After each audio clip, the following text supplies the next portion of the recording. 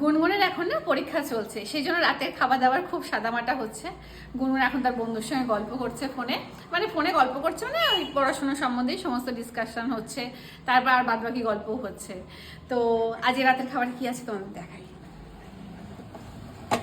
এখানে বানিয়েছি হলো গরম গরম রুটি, রুটিগুলো নিয়ে নেবো।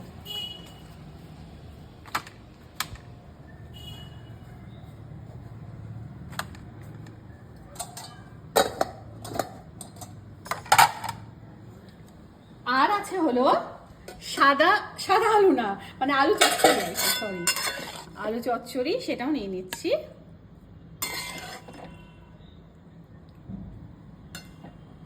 নিয়ে নিলাম হলো ডিম সিদ্ধ, আর এখানে আমতে জলে ভেজানো আছে, এখনো কাটা হয়নি, কাটবো। তো এই দিয়ে হবে আজকে আমাদের রাতের খাওয়া দাওয়া। তো চলো শুরু করি। শুভরাত্রি।